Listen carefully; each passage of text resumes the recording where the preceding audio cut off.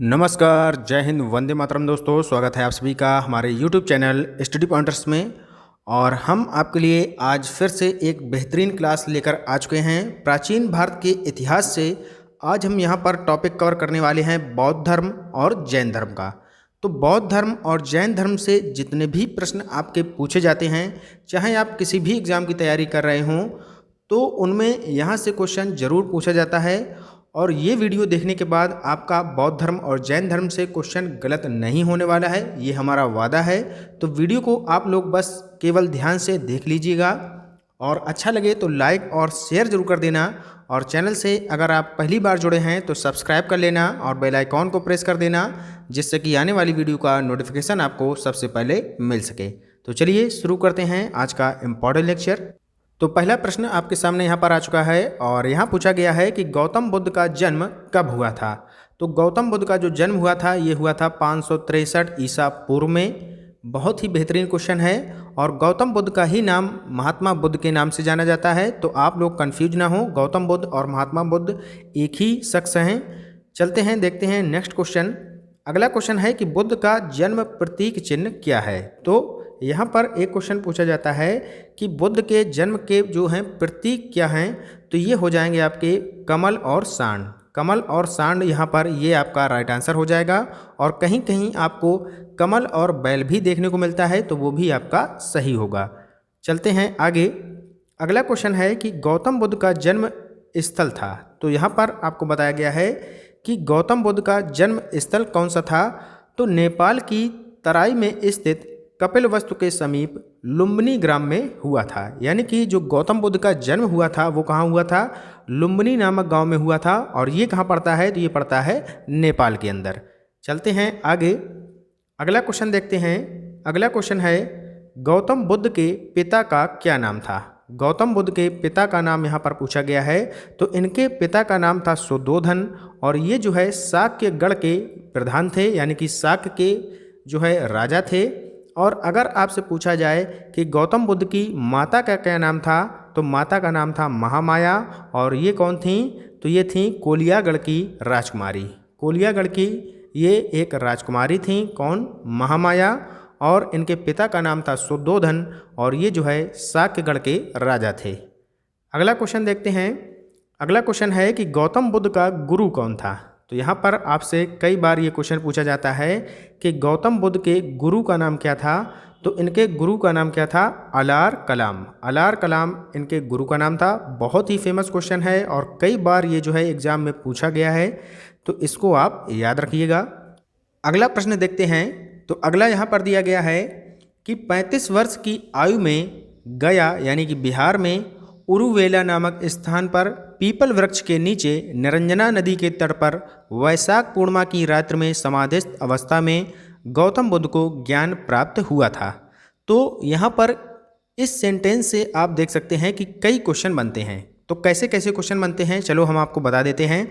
एक क्वेश्चन आपका बनता है यहाँ पर कि 35 वर्ष की आयु में जो है गौतम बुद्ध को कहाँ पर ज्ञान की प्राप्ति हुई थी। तो ये हुआ था कहाँ पर, गया यानी कि बिहार में उरुवेला नामक स्थान पर हुआ था। एक क्वेश्चन आपका यहाँ से बनता है कि किस जो है स्थान पर हुआ था, तो उरुवेला नामक स्थान हो जाएगा।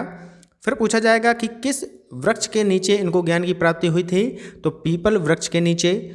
और फिर एक क्वेश्चन बनता है कि किस नदी के तट पर हुआ था, तो निरंजना नदी हो जाएगी आपकी, ठीक है। और कब हुआ था, तो वैशाख पूर्णिमा की रात्रि में। तो इतने क्वेश्चन यहाँ से बन सकते हैं।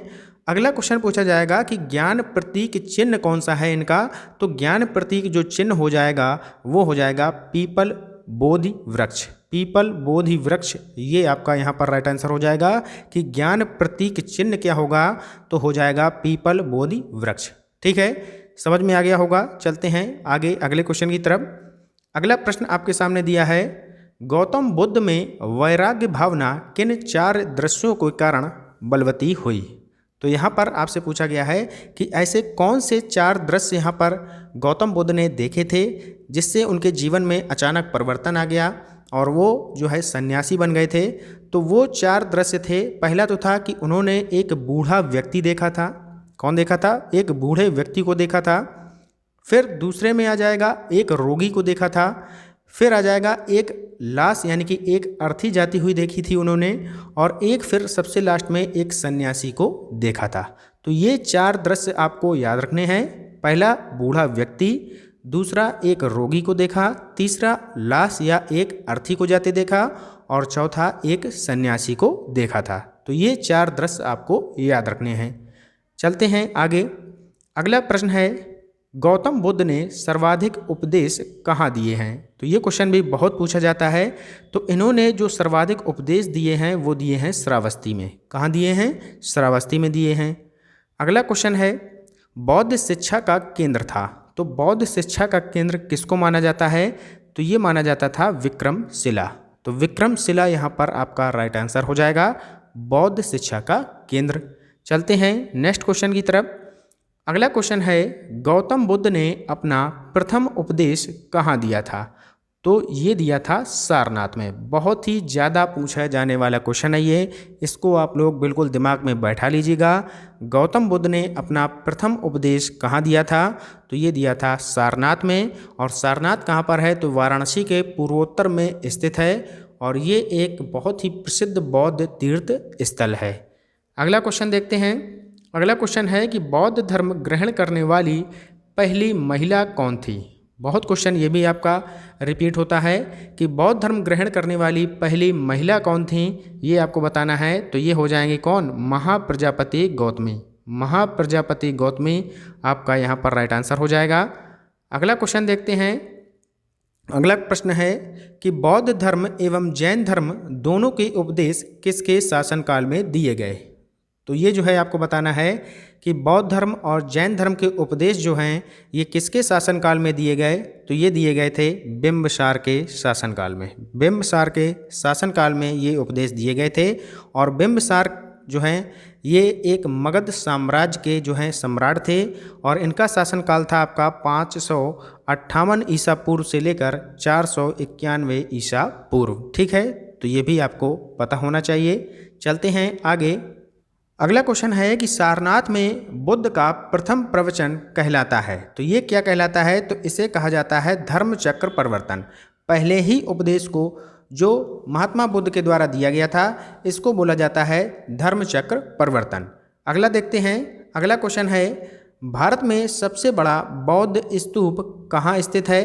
तो ये स्थित है सांची में। कहाँ पर स्थित है? सांची में स्थित है भारत का सबसे बड़ा बौद्ध स्तूप। अगला क्वेश्चन देखते हैं। अगला क्वेश्चन है कि बुद्ध ने किस स्थान पर महापरिनिर्वाण प्राप्त किया था? यानी कि महापरिनिर्वाण का अर्थ होता है कि इनकी जो है मृत्यु कहाँ हुई थी? तो ये हुई थी आपकी कहाँ पर?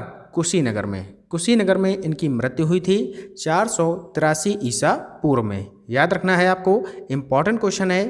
अगला क्वेश्चन देखते हैं। अगला प्रश्न आपके सामने है कि गौतम बुद्ध की मृत्यु के बाद प्रथम बौद्ध संगीति की अध्यक्षता किसने की थी? तो ये की गई थी किसके द्वारा? महाकश्यप के द्वारा। महाकश्यप के द्वारा गौतम बुद्ध की मृत्यु के बाद प्रथम बौद्ध संगीति की अध्यक्षता की गई थी। इंपॉर्टेंट क्वेश्चन है, इसको भी आप लोग याद रखिएगा। अगला देखते हैं। त्रिपिटक धर्म ग्रंथ है। तो ये आपको बताना है कि त्रिपिटक जो धर्म ग्रंथ है यह किसका है? तो ये संबंधित है बौद्ध धर्म से। किससे संबंधित है? बौद्ध से। अगला प्रश्न देखते हैं। किस नगर में प्रथम बौद्ध संगीति यानी कि सभा का आयोजन किया गया था? तो प्रथम बौद्ध संगीति का जो आयोजन हुआ था ये हुआ था राजगृह में। यानी कि राजगृह कहाँ पड़ता है आपका? तो ये पड़ता है बिहार में। कहाँ पड़ता है? बिहार में पड़ता है। और किसके शासनकाल में हुई थी? तो ये हुई थी अजातशत्रु के शासनकाल में। कौन सी? प्रथम बौद्ध संगीति। चलते हैं आगे। तो अब यहाँ पर हम बात करने वाले हैं बौद्ध संगीतियों के बारे में। जो बौद्ध महासंगीतियाँ हुई हैं ये किसके शासनकाल में हुई हैं, कहाँ पर हुई हैं? तो इनके बारे में क्वेश्चन बहुत सारे बनते हैं, तो उनको आज हम यहाँ पर फिनिश करने वाले हैं। आप लोग बिल्कुल ध्यान से देख लीजिएगा इनको, इसके बाद आपका जो है क्वेश्चन गलत नहीं होने वाला है। तो सबसे पहले बात करेंगे प्रथम बौद्ध संगीति के बारे में। तो ये आपके सामने यहाँ पर आ चुका है प्रथम बौद्ध संगीति। इसका समय आप लोग नोट करते चलिएगा। कब हुई थी? तो ये हुई थी 483 ईसा पूर्व में। कौन सा स्थान है, कहाँ पर हुई थी? तो ये हुई थी राजगृह में, यानी कि सप्तपर्णी गुफा में, और ये पड़ता है आपका बिहार में। और किसके शासनकाल में हुई थी, ये भी क्वेश्चन बनता है। तो प्रथम बौद्ध संगीति हुई थी अजातशत्रु के शासनकाल में। और ये जो है अजातशत्रु किस वंश से संबंधित हैं, तो इनका वंश था हर्यक वंश। आगे क्वेश्चन पूछा जाता है कि प्रथम बौद्ध संगीति के अध्यक्ष कौन थे, तो इसमें अध्यक्षता की थी महाकश्यप ने। अभी हमने आपको क्वेश्चन कराया था, तो अध्यक्ष कौन थे, महाकश्यप। और उद्देश्य क्या था इस बौद्ध संगीति का, वो था बुद्ध के उपदेशों को 2 पिटकों यानी कि विनय पिटक और सुत्त पिटक में संकलित करना। ठीक है, तो इसको जो है 2 पिटकों में संकलित किया गया है, विनय पिटक और सुत्त पिटक में। तो प्रथम बौद्ध संगीति ये यहाँ पर कंप्लीट होती है। तो इसके बारे में आप लोगों को हमने बता दिया कि इसका समय है 483 ईसा पूर्व। किस स्थान पर हुई थी, तो राजगृह में हुई थी। किसके शासनकाल में हुई थी, तो ये हुई थी अजातशत्रु के शासनकाल में। इसकी अध्यक्षता किसने की, तो अध्यक्षता की थी महाकश्यप ने। और उद्देश्य हमने आपको बता दिया। ठीक है, तो इतनी बातें आपको याद रखनी हैं।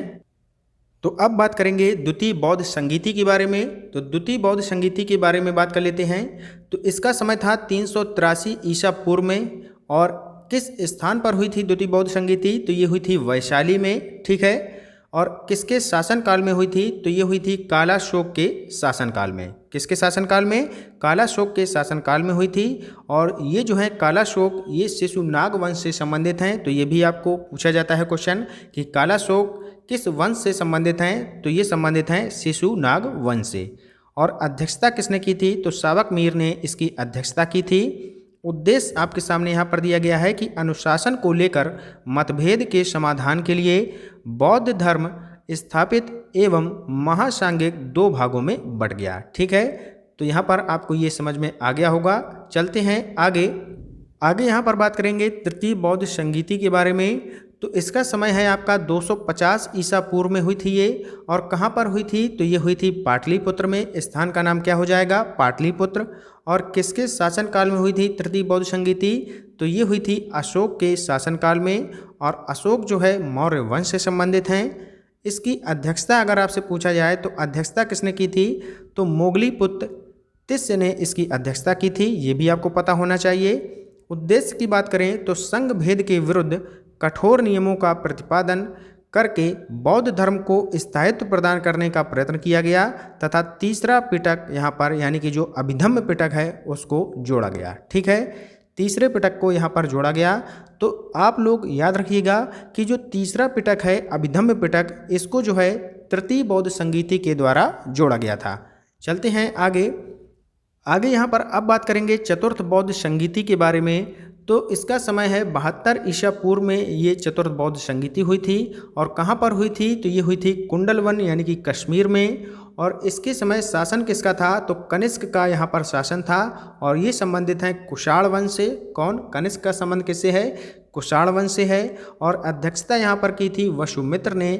और उपाध्यक्ष इसमें कौन थे, तो ये थे अश्वघोष। ठीक है, तो यहाँ पर एक चीज़ आपको नहीं मिल रही है कि चतुर्थ बौद्ध संगीति के आपसे उपाध्यक्ष पूछे जाते हैं। तो उपाध्यक्ष कौन हो जाएंगे, अश्वघोष। और अध्यक्ष कौन हो जाएंगे, वसुमित्र। ठीक है, तो इसको आप लोग ध्यान से याद रखिएगा। और इसका उद्देश्य क्या था, तो बौद्ध धर्म का 2 संप्रदायों यानी कि हीनयान एवं महायान में विभाजन, ये इसका उद्देश्य था। ठीक है, याद रखिएगा। चलते हैं आगे। अगला क्वेश्चन है कि नागार्जुन कौन थे। तो नागार्जुन कौन थे, तो ये एक बौद्ध दार्शनिक थे। बहुत ही अच्छा क्वेश्चन है, पूछा जाता है आपसे कि नागार्जुन कौन थे, तो ये जो है एक बौद्ध दार्शनिक थे। अगला क्वेश्चन देखते हैं। अगला दिया है कि अष्टांगिक मार्ग की संकल्पना ये जो है एक किसका अंग है, तो ये धर्मचक्र प्रवर्तन सूत्र के विषय वस्तु का एक फेमस अंग है। बहुत ही अच्छा क्वेश्चन है, कौन, अष्टांगिक मार्ग की संकल्पना। नेक्स्ट क्वेश्चन देखते हैं। मिलिंद पन्हो राजा मिलिंद और किस बौद्ध भिक्षु के मध्य संवाद के रूप में जानी जाती है। तो जो मिलिंद पन्हो है इसमें जो है किसका संवाद है, इसमें संवाद है नागसेन और राजा मिलिंद का। किसका है, राजा मिलिंद और नागसेन का इसमें संवाद दिया गया है। चलते हैं आगे। अगला क्वेश्चन है कनिष्क के शासनकाल में चतुर्थ बौद्ध संगीति यानी कि जो सभा है ये किस नगर में आयोजित की गई थी। तो ये आयोजित की गई थी कुंडलवन में। और ये कहाँ पड़ता है, तो ये पड़ता है कश्मीर में। और अभी हमने आपको बताया था कि चतुर्थ बौद्ध संगीति के समय जो है किसका शासनकाल था, तो वो था किसका, वसुमित्र का। ठीक है, तो वसुमित्र का शासन था वहाँ पर।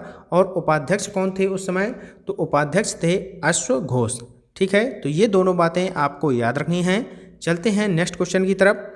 अगला प्रश्न है कि तृतीय बौद्ध संगीति कहाँ आयोजित की गई थी, तो ये आयोजित की गई थी पाटलिपुत्र में। कहाँ आयोजित की गई थी तृतीय बौद्ध संगीति, ये की गई थी पाटलिपुत्र में। और इसके समय शासन किसका था, तो इसके समय शासन था अशोक का, और ये संबंधित हैं मौर्य वंश से। अगला क्वेश्चन है कि महायान बौद्ध धर्म में बोधिसत्व अवलोकितेश्वर को और किस अन्य नाम से जानते हैं, तो इनको जाना जाता है पद्मपाणि के नाम से। किससे, पद्मपाणि के नाम से इनको जाना जाता है। चलते हैं आगे। अगला प्रश्न है किस शासक ने बौद्धों के लिए विख्यात विक्रमशिला विश्वविद्यालय की स्थापना की थी, तो ये की गई थी धर्मपाल जी के द्वारा। अगला प्रश्न है किसके द्वारा तृतीय बौद्ध संगीति को संरक्षण प्रदान किया गया था, तो अभी हमने बताया ये प्रदान किया गया था अशोक के द्वारा। अगला प्रश्न है बौद्ध ग्रंथ पिटकों की रचना किस भाषा में की गई है, तो बौद्ध धर्म पिटकों की जो है रचना है ये की गई है पाली भाषा में। इसकी रचना किस में की गई है, पाली भाषा में इन पिटकों की जो है रचना की गई है। चलते हैं नेक्स्ट क्वेश्चन की तरफ। अगला क्वेश्चन है कि कश्मीर में कनिष्क के शासनकाल में जो बौद्ध संगीति आयोजित हुई थी उसकी अध्यक्षता किसने की थी, तो ये की थी वसुमित्र ने। और ये जो है कौन सी थी बौद्ध संगीति, तो ये थी चतुर्थ बौद्ध संगीति। अगला क्वेश्चन देखते हैं। अगला प्रश्न है कि मठ मंदिर और स्तूप किस धर्म से संबंधित हैं, तो ये जो है बौद्ध धर्म से संबंधित हैं। कौन से, मठ हो या मंदिर हो या स्तूप हो, ये जो है बौद्ध धर्म से संबंधित हैं। अगला प्रश्न है कि सिद्धार्थ यानी कि बुद्ध को ही सिद्धार्थ के नाम से बचपन में जाना जाता था, तो इनको जो है ज्ञान प्राप्ति कहाँ पर हुई थी, तो इनको ज्ञान प्राप्ति हुई थी बोध गया में। कहाँ पर, बोध गया में हुई थी। और बोध गया कहाँ पड़ता है, तो ये पड़ता है आपका बिहार में, ये भी आपको पता होना चाहिए। चलते हैं आगे। अगला क्वेश्चन है गौतम बुद्ध के गृह त्याग का प्रतीक है, तो गृह त्याग का प्रतीक क्या था, तो ये था घोड़ा। तो जितने भी हम आपको क्वेश्चन करा रहे हैं प्रतीक से संबंधित, ये सभी वेरी मोस्ट इम्पॉर्टेंट क्वेश्चन है, इनको आप जरूर याद रखना है आपको। तो गौतम बुद्ध के जो गृह त्याग का प्रतीक था वो क्या था, घोड़ा। अगला क्वेश्चन देखते हैं। बौद्ध धर्म ने समाज के किन वर्गों पर महत्वपूर्ण प्रभाव डाला है, तो ये डाला था महिला और शूद्र पर। ठीक है, नेक्स्ट क्वेश्चन है आपके सामने। गौतम बुद्ध द्वारा भिक्षुणी संघ की स्थापना कहाँ की गई थी, तो ये कहाँ की गई थी, ये की गई थी आपकी कपिलवस्तु में। भिक्षुणी संघ की स्थापना कहाँ पर की गई थी, तो ये की गई थी कपिलवस्तु में। अगला क्वेश्चन है सर्वप्रथम शून्यवाद यानी कि शून्यता का सिद्धांत इसका प्रतिपादन करने वाले बौद्ध दार्शनिक का क्या नाम था, तो इनका नाम था नागार्जुन। नागार्जुन आपका यहाँ पर राइट आंसर हो जाएगा।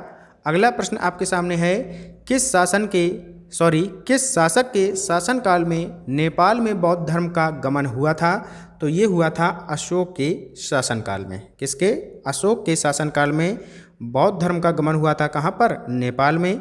अगला प्रश्न है सांची क्यों विख्यात है, तो ये विख्यात है अपने जो है सबसे बड़े बौद्ध स्तूप के कारण। ठीक है, चलते हैं आगे। अगला प्रश्न है कि किस भाषा का ज़्यादा प्रयोग बौद्धवाद के प्रचार के लिए किया गया था, तो ये किया गया था पाली भाषा का प्रयोग। आगे देखते हैं। अगला प्रश्न है बौद्ध धर्म के त्रिरत्न हैं, तो बौद्ध धर्म के कौन से त्रिरत्न हैं, तो ये हैं आपके बुद्ध, धम्म और संघ। ये जो है तीनों त्रिरत्न के नाम से जाने जाते हैं। अगला प्रश्न देखते हैं। किसे एशिया की रोशनी यानी कि द लाइट ऑफ एशिया कहा जाता है, तो ये कहा जाता है गौतम बुद्ध को, यानी कि महात्मा बुद्ध को लाइट ऑफ एशिया के नाम से भी जाना जाता है। और बहुत ही फेमस क्वेश्चन है, इसको आप लोग याद रखिएगा, वेरी मोस्ट इम्पॉर्टेंट क्वेश्चन है। लाइट ऑफ एशिया किसे कहा जाता है, तो ये कहा जाता है गौतम बुद्ध को। चलते हैं आगे। अगला प्रश्न आपके सामने आ चुका है यहाँ पर कि वह आध्यात्मक बौद्ध साहित्य जो बौद्ध के विभिन्न जन्मों की कथाओं के विषय में हैं, तो वह कौन है, तो ये है जातक। ठीक है, देखते हैं नेक्स्ट क्वेश्चन। अगला प्रश्न है कि भारत में सबसे प्राचीन विहार है, तो ये है आपका कौन, नालंदा। नालंदा यहाँ पर ये सबसे प्राचीन विहार है। नेक्स्ट क्वेश्चन है अगला प्रश्न, बौद्ध धर्म तथा जैन धर्म दोनों ही विश्वास करते हैं कि कर्म तथा पुनर्जन्म के सिद्धांत सही हैं। यानी कि जो बौद्ध धर्म हैं और जैन धर्म हैं ये दोनों के दोनों कर्म और पुनर्जन्म पर विश्वास करते हैं। आगे यहाँ पर अब बात करेंगे हम लोग जैन धर्म के बारे में। तो जैन धर्म से संबंधित जितने भी प्रश्न बनते हैं उनको अब हम देखने वाले हैं। तो पहला प्रश्न यहाँ पर दिया है कि जैन धर्म का वास्तविक संस्थापक किसे माना जाता है। तो ये माना जाता है महावीर स्वामी को। और महावीर स्वामी का जन्म कब हुआ था ये आपको बताना है। तो इनका जन्म हुआ था 540 ईसा पूर्व में। कहाँ हुआ था तो ये भी आपको बता देते हैं कि महावीर स्वामी का जन्म कहाँ हुआ था। तो ये हुआ था वैशाली के निकट कुंडग्राम में। ठीक है, कहाँ पर हुआ था, वैशाली के निकट कुंडग्राम में 540 ईसा पूर्व में महावीर स्वामी जी का जन्म हुआ था। चलते हैं आगे। अगला प्रश्न है, महावीर स्वामी का जन्म किस क्षत्रिय गोत्र में हुआ था। तो इनका जन्म हुआ था जांत्रिक क्षत्रिय गोत्र में। किस में हुआ था, जांत्रिक में। अगला प्रश्न देखते हैं, महावीर स्वामी का बचपन का नाम क्या था। तो यहाँ पर यह भी क्वेश्चन पूछा जाता है कि महावीर स्वामी के बचपन का नाम क्या था। तो इनके बचपन का नाम था वर्धमान। ठीक है, जैसे कि गौतम बुद्ध के बचपन का नाम क्या था तो सिद्धार्थ था, और महावीर स्वामी के बचपन का नाम क्या था तो ये था वर्धमान। अगला प्रश्न आपके सामने है, महावीर स्वामी के पिता का नाम क्या था। तो इनके पिता का नाम था सिद्धार्थ। क्या था, सिद्धार्थ जो है इनके पिता का नाम था। और माता का नाम अगर आपसे पूछा जाए तो त्रिशला इनकी माता का नाम था। तो सिद्धार्थ और त्रिशला ये आपको याद रखने हैं। चलते हैं आगे। अगला प्रश्न आपके सामने है, महावीर स्वामी को 12 वर्ष की गहन तपस्या के पश्चात जंबिक ग्राम के निकट ऋजुपालिका नदी के तट पर एक वृक्ष के नीचे सर्वोच्च ज्ञान यानी कि कैवल्य की प्राप्ति हुई थी। तो यहाँ से आपके प्रश्न पूछे जाएंगे कि किस नदी के तट पर इनको ज्ञान प्राप्त हुआ था। तो ये हुआ था ऋजुपालिका नदी के तट पर। ठीक है, तो इस तरीके से यहाँ पर घुमा फिरा के क्वेश्चन पूछे जाते हैं। और इनकी जो है उम्र क्या थी तब, तो इनकी केवल और केवल 12 वर्ष की उम्र थी जब इनको ज्ञान की प्राप्ति हुई थी। अगला क्वेश्चन देखते हैं।